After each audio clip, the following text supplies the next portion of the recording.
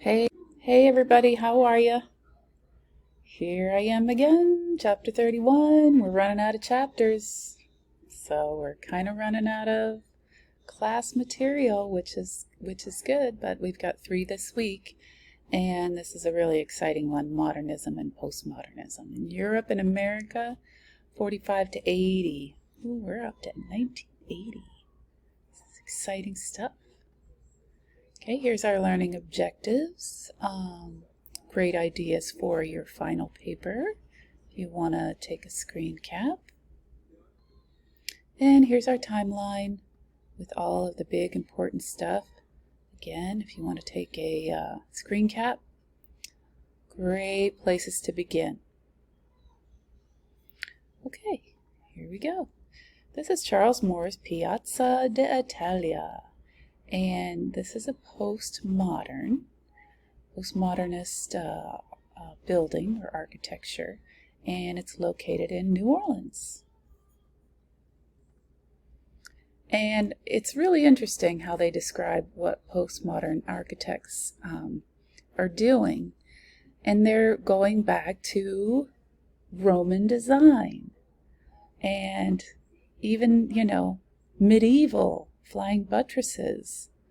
So it kind of always goes back to Greek and Rome. It really does. And then here we've got Greek Ionic style column capitals in Moore's work. But, of course, made of stainless steel, kind of updates them quite a bit. This is Alberto Giacometti, man pointing number 5. And what's interesting here is that Sartre, Jean-Paul Sartre, that French philosopher, he saw the sculptures of Alberto Giacometti as embodying his philosophical theory of existentialism, which is this theory asserts the absurdity of human existence. So that's pretty cool to have that famous philosopher say that about your work. Okay, here we've got Bacon, Francis Bacon. He is, a taste. But his paintings that detail the horror and brutality of war often feature meat. I wonder if it goes back to the bacon. I'm not sure. And I kind of wonder if Lady Gaga is a fan. So this is called, actually, Figure with Meat. Again, it's an acquired taste, I believe. Okay, here's Jean Dubuffet, The Inquiete, Uneasy Life. There's a lot about this painting, and you might not think so looking at it. It kind of looks bland to my eye with the kind of faded palette. But things you need to know. Okay, the painting technique that Jean Dubuffet employed in Uneasy Life, this painting, is called impasto. Impasto is the process or technique of laying on paint or pigment thickly so that it stands out from the surface. So almost like a shallow relief. So if you were to see this painting up close, you could imagine touching all of that thick impasto. The post-war expressionist artist who theorized about art brut is Jean Dubuffet. Art brut is a French term that translates as raw art, invented by Jean Dubuffet to describe art such as graffiti or naive art, which is made outside the academic tradition of fine art. So kind of like if you've ever heard of outsider art, that's the kind of thing that we're talking about here. Artists who have not been trained, in art making. They just do it. Gerard Richter. I happen to know quite a bit about this guy. His paintings are very weird. This one not so much, but he's a German visual artist. He produced abstract as well as photorealistic paintings. I guess this is more abstract than photorealistic. He's widely regarded as one of the most important contemporary German artists, and several of his works have set record prices at auction. This guy is still worth $40 million, so he's still doing okay. He was in a very important exhibition called Zeitgeist in Berlin in 1982 with many other important artists of the moment. People didn't like it at first, it was very different, but many of these artists have come to be quite famous and renowned. Here's Arshil Gorky, Garden in Sochi, and the title that he gave it is Garden in Sochi, just so you remember that. Okay, here we've got Jackson Pollock. We're getting into really famous modern artists. So this is Lavender Mist. Pollock revolutionized the preparation and the use of the canvas. And here we see him painting, how large his paintings are, and it's almost like he's working to some kind of inner music when you see him. He exemplifies gestural abstraction. So, like using your body and gestures, but it's abstract, very abstract. And here is his wife's work, Lee Krasner. So she was famous before they met, and they obviously influenced each other. She was an American abstract expressionist painter. Yeah, kind of interesting. She didn't get to do a lot of work while they were working things out. You probably know a little bit about his personality. He's fiery. Here's a Willem de Kooning, woman number 1. What's interesting to me, his works are very different representation of a woman, and he says that the sources images for his women is advertising billboards. So I don't think I've ever seen this lady, so his style made this lady look very different. Okay, here's Joan Mitchell. This one's Untitled. She's another abstract expressionist artist. People in the art world call it ABEX, short for abstract expressionist. So if you hear me say ABEX, that's what I'm talking about. And she used an asymmetrical composition. So symmetry, same on both sides. Asymmetry, the sides look different, okay? But it ends up being balanced in visual weight and also with color. Okay, Franz Klein. He was an American ABEX painter. When I show his work to my younger students, we talk about different ways a line can be made. Could be very thin and smooth, or thick and rough and gestural, and that is definitely what this is. Okay, here's Robert Motherwell. Elegy to the Spanish Republic. Not sure how that applies here, but sometimes, those modern artists, they just made things up, right? So he's another ABEX painter. At the time, he was the youngest in the group known as the New York School, which also included de Kooning, Pollock, and Rothko, who we'll see coming up. Here's Barnett Newman. He was a color field artist, and he called these vertical lines that he put in his color fields zips. So I think that's kind of funny. It's a zip. Okay, here's Mark Rothko. He's pretty much the most well-known color field painter. His paintings were all only about color. His style evolved to compositionally simple paintings in which color was the primary conveyor of meaning. Barnett Newman, the previous guy with the zips, and Mark Rothko are artists who worked in the style of chromatic abstractionism. Chromatic, so chroma is color. And here's Ellsworth Kelly. Always liked his name. Red, Blue, and Green from 1963. They say that it's evident in this painting that composition is not one of the elements that he considered essential to painting. But there's a composition here. Composition is how you decide where things should be placed. I think he did do that. So I'm more open-minded than our text. Okay, Frank Stella. Usually when you see Frank Stella's work, it's often kind of like this, but it's usually a lot more colorful. This is metallic powder, so that's interesting, and it's huge, as you can see. Frank Stella famously said of this artwork, "What you see is what you see." I like that open-ended thinking. Okay, Helen Frankenthaler, The Bay.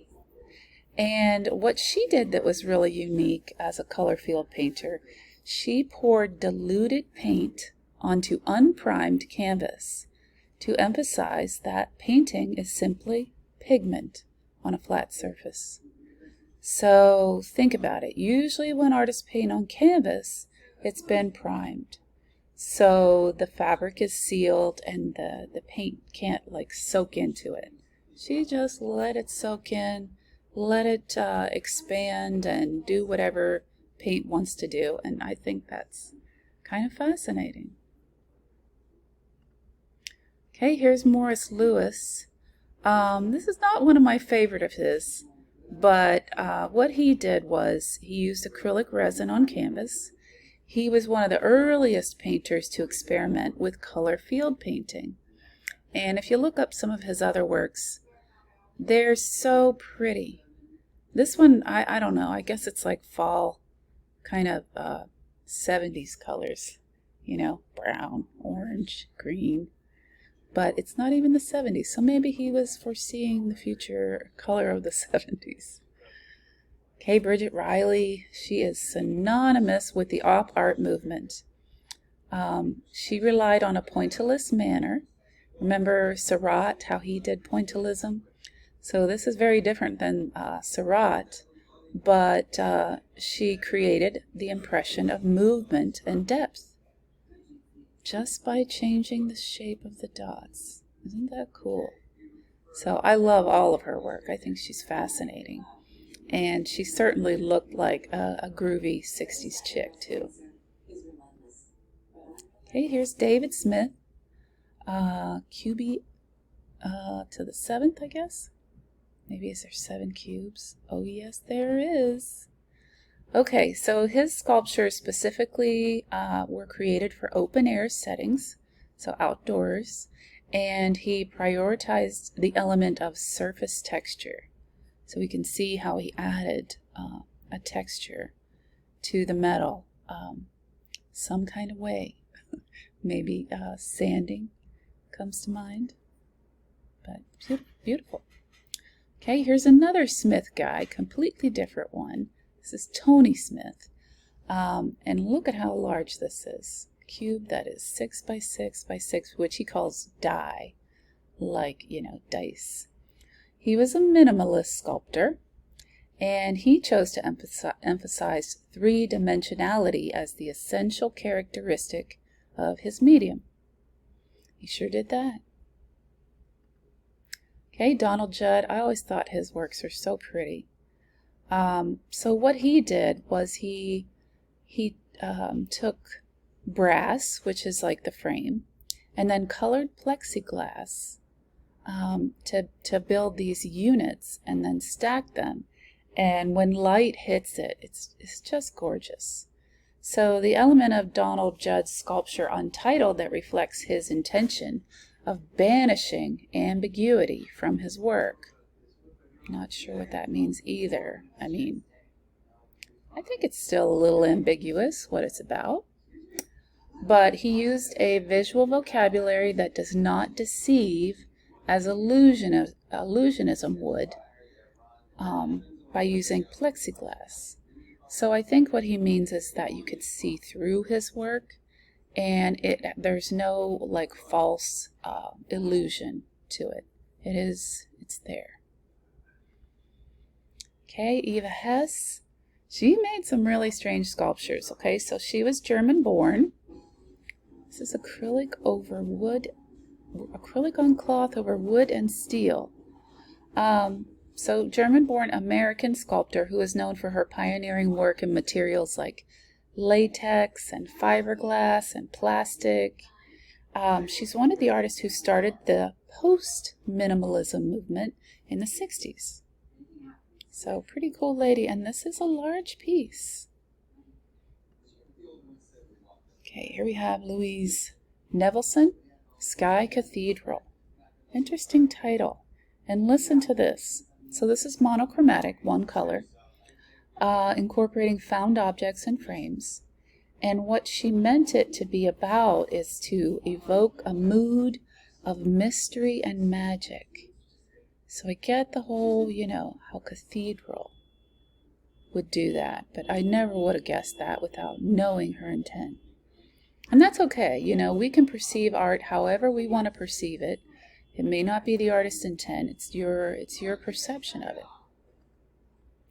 Okay, Louise Bourgeois.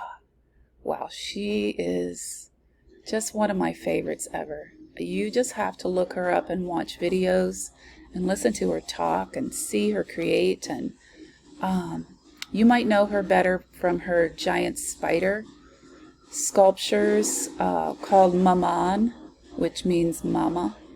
So she had kind of a rough upbringing, and now I can't remember if she's still alive. She was in her 90s a little bit ago, so I'm going to guess she's not. But still making art up to her dying day.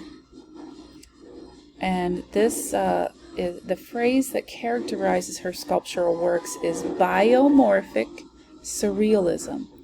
So these are meant to be like living things. And of course with her spiders as well. Okay, this is Isamu Naguchi, Shodoshima Stone Study. And when I tell you this, it weds the geometric abstraction of Western art with the tradition of Japanese garden design. Totally makes sense, right? He brought those ideas together, traditions from his upbringing with what was going on in the West over here. I love this. I love this collage. It is so funny to me. I remember when I first saw it very well. Okay, so Richard Hamilton, he kind of, was like a precursor to pop art. And what he wanted to do with making this collage, just what is it that makes today's homes so different, so appealing? He wanted to study the way advertising shapes public attitudes. So we've got all of these things in here that give us ideas about things for sale. And, of course, bodies are for sale in advertising. This one just reminds me like it's from some party, movie from the 50s. That's just a little crazy, She's wearing a lampshade. So it must have been a fun party. But anyway, just so cute. Okay, Jasper John's Three Flags. This is encaustic, which is like pigment added to wax. So they had to like melt the wax to paint it on. Very famous artist. His work is associated with Abex, Neo-Dada, modern art, and pop art. So he was a busy guy. A lot of cool stuff. Okay, Robert Rauschenberg, again, very famous. This is kind of like a collage. What he called them combines. So he was an American painter, graphic artist. His early works anticipated the pop art movement. So he was another precursor to pop. Rauschenberg is well known for his combines, like I said. So notice there's like sculptural elements, and there's all these different kinds of materials that he used in this combine. bald eagle, a string, a pillow. So he incorporated everyday objects as art materials, and he was trying to blur the distinctions between painting and sculpture. So creating something new. Okay, Roy Lichtenstein, I'm sure you've seen his work before. It's so fun. And he's like a fun person. I mean, I've heard him talk in videos, and he seems like such a cool guy. So what he did was he chose to employ the commercial printing technique of Ben-Day dots on a large scale. So he would take like these cartoon moments, and whether he reinvented them or used them right from a comic book, he just made them huge. And then a printing technique in the past, and I remember this from when I was a kid looking at comic books or the cartoons or the comics in the newspaper. And you see how this is a light blue shade? That would have been created by spacing the dots of color from the inkjets farther apart. So when you look at his works up close, sometimes it's super obvious. He makes the dots really big. But it's fascinating the way different shades of colors could be created by the placement of the dots. Okay, here we have Andy Warhol, who everybody knows, with the green Coca-Cola bottles. And he used screen printing, silk screen, to create multiple images of the same object, such as a Coke bottle or a soup can. We've all seen his Campbell soup cans. I think he's such a fascinating guy. Learned a lot about him over the years.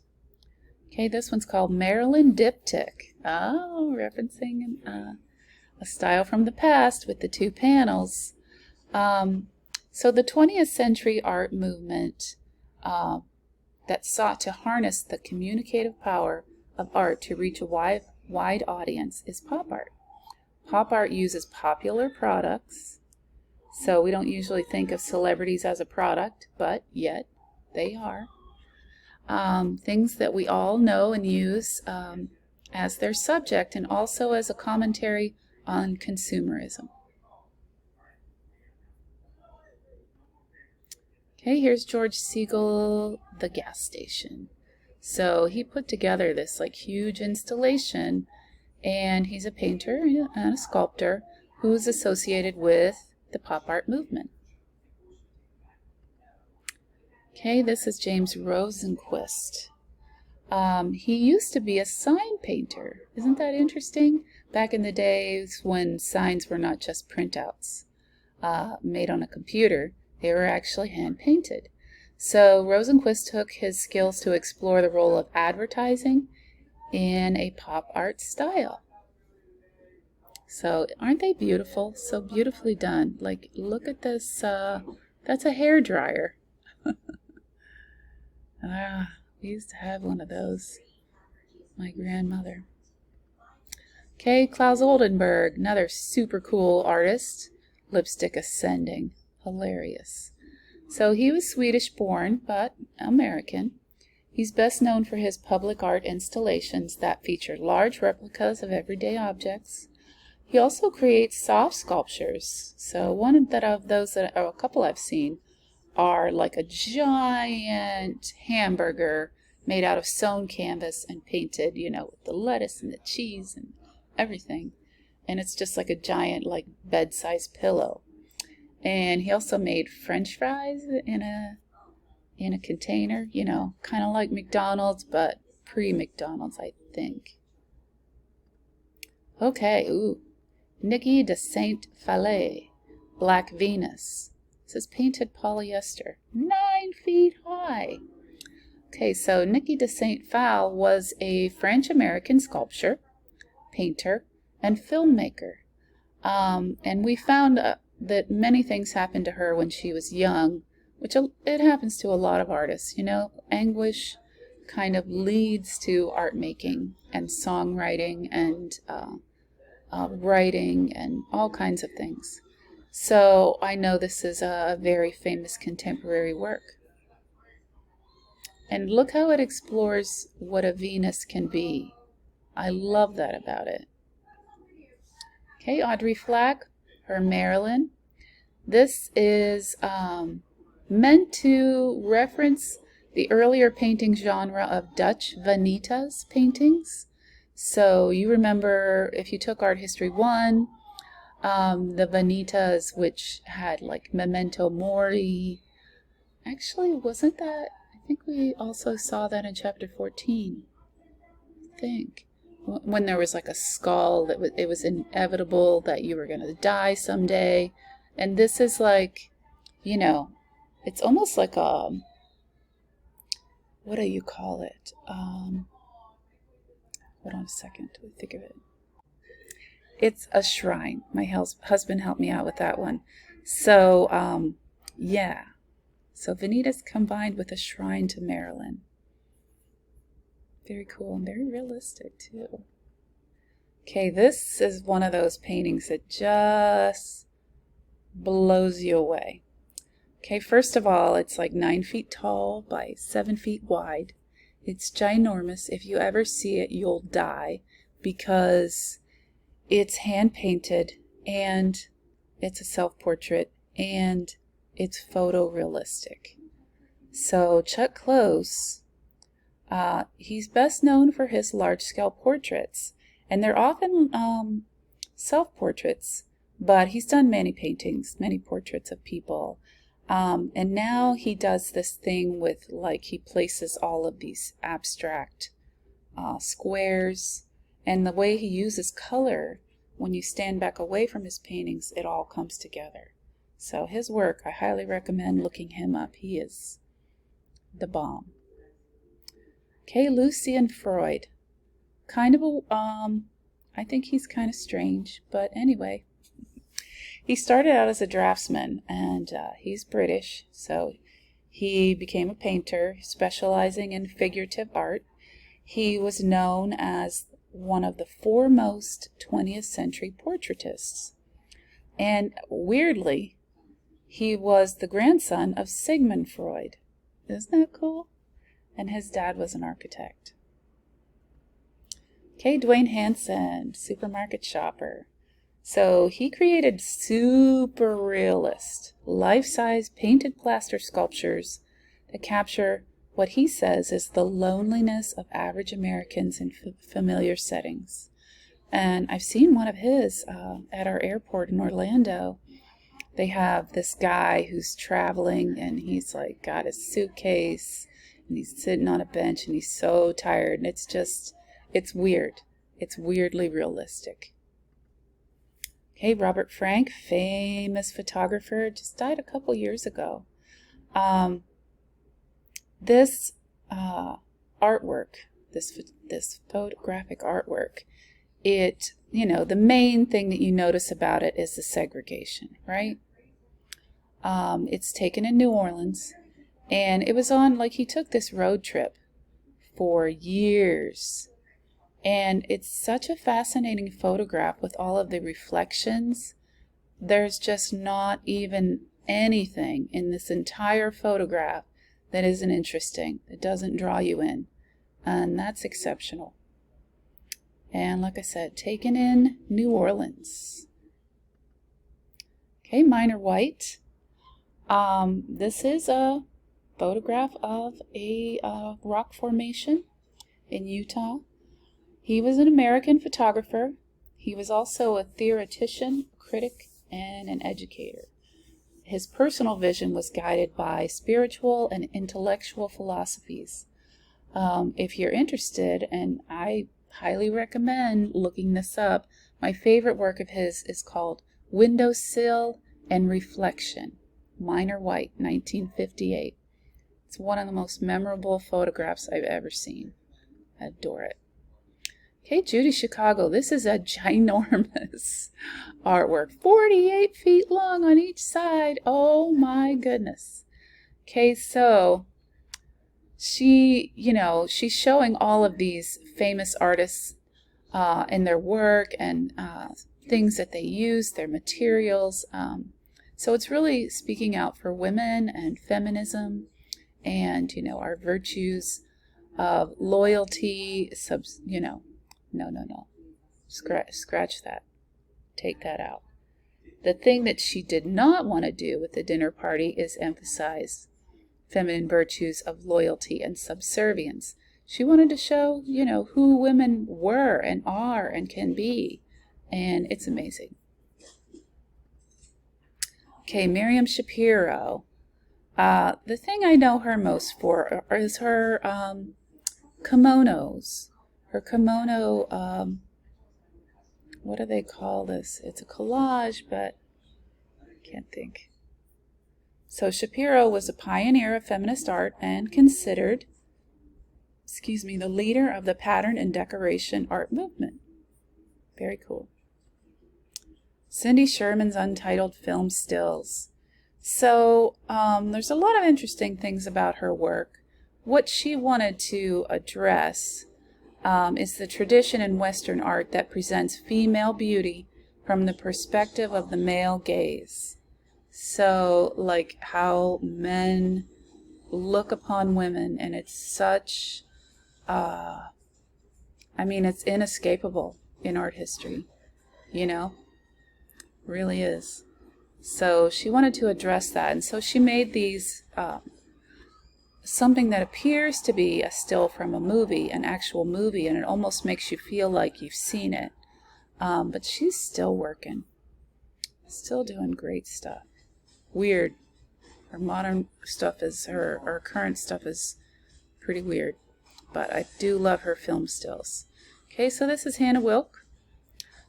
She was an American painter, sculptor, photographer, video artist, and performance artist. So that's what's going on here.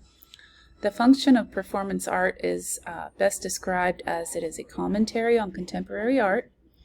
And her work, she is known for exploring issues of feminism, sexuality, and femininity. Pretty cool. Okay, this is Anna Mendieta, Flowers on Body. So this is actually considered performance art. She was Cuban-American, performance artist, sculptor, painter, video artist. She's best known for this type of work, which she called earth body artwork.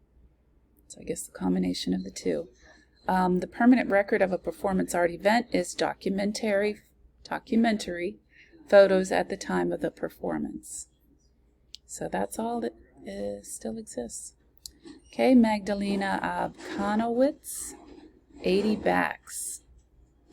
Doesn't that make you think of pilgrims going to a shrine or, you know, a pilgrimage? So she was Polish, and she was a sculptor and a fiber artist of Tatar descent. She was known for her use of textiles as a sculptural medium and her outdoors installations. So this is made out of burlap and resin.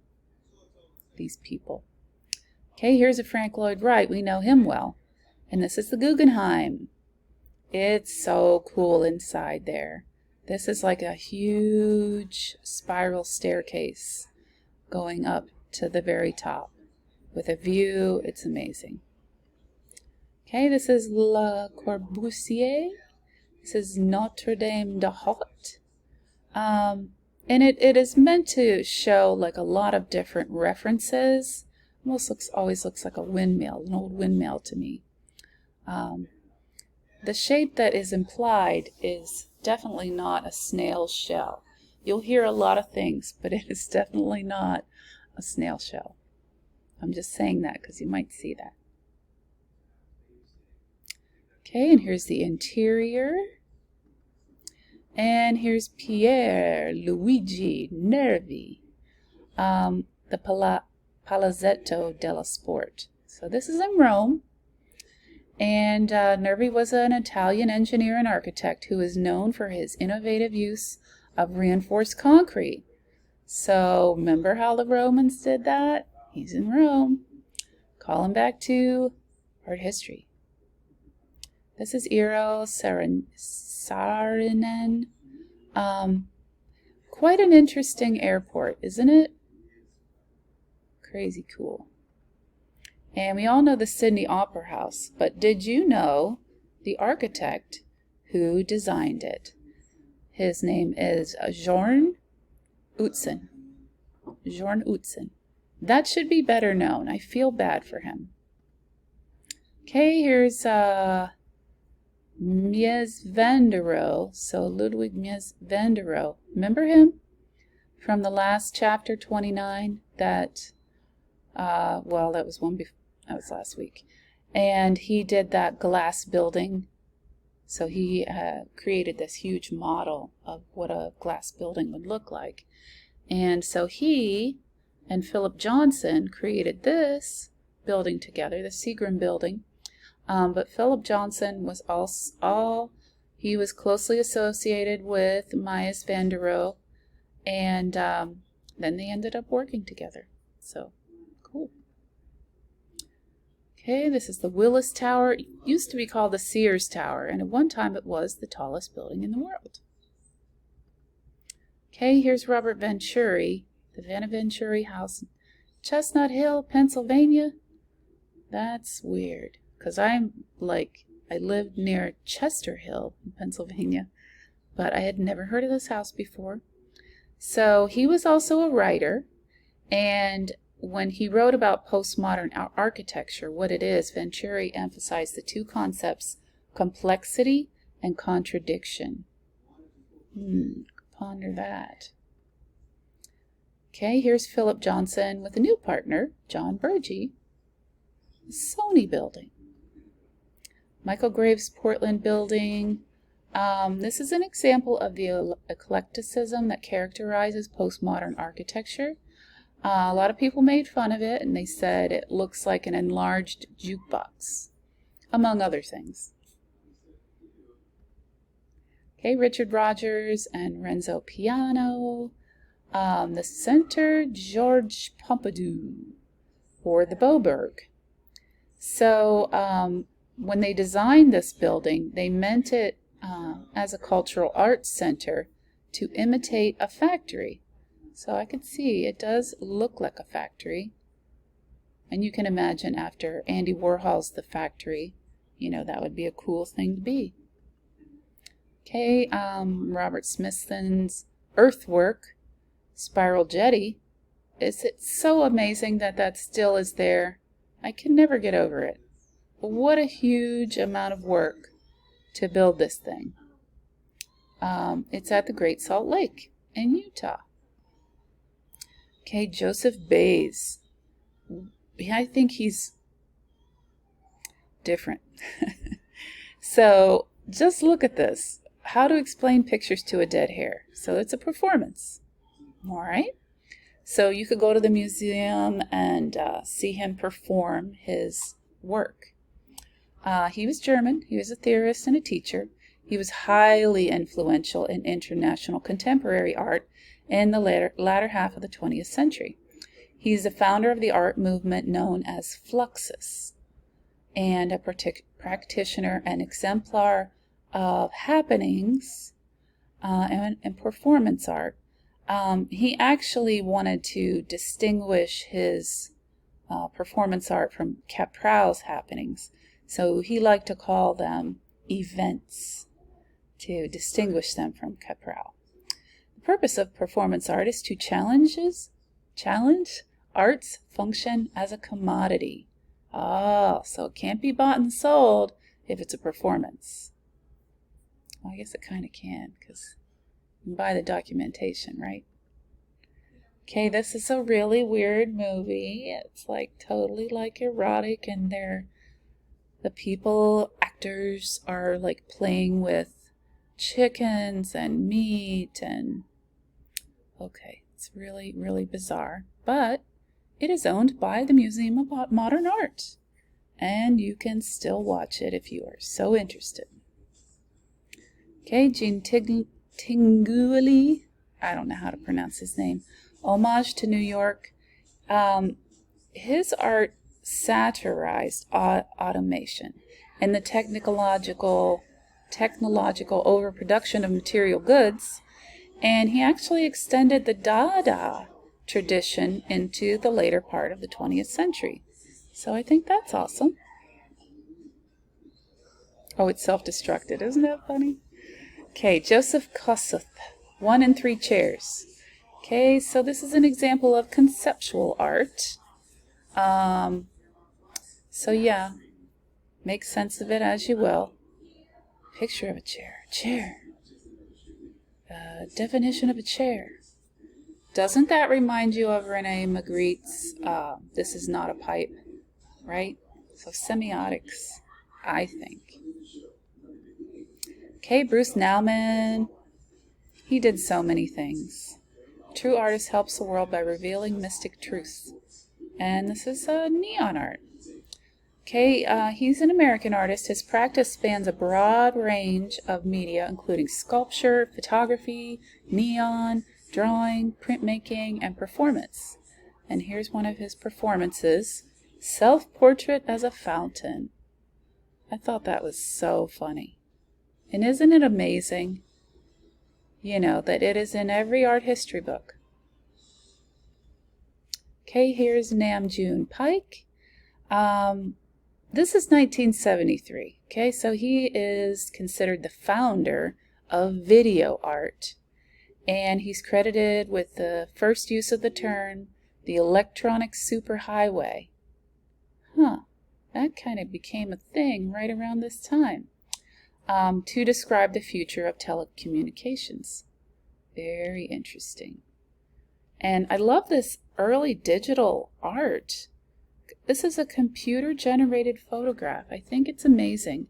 And keep in mind that Photoshop was not invented until 1990. So that's even more amazing, right? Okay, so here's our additional notes about John Cage and how he was thinking about Duchamp. How cool is that? Abstract Expressionism came after World War II. And the post-painterly abstractionists, isn't it funny how many movements there were? Because they're cool and detached and rational. Clement Greenberg, I hated him. Hated hearing about everything he said. He said that art could only be formal. It could only be an emphasis on the elements like, you know, line, color, shape. So he really liked people like Mondrian. That was true art to him. So yeah, there we go. Greenberg. And then our discussion questions with great ideas for your final paper. Sorry this was so long. It's just a fascinating time period.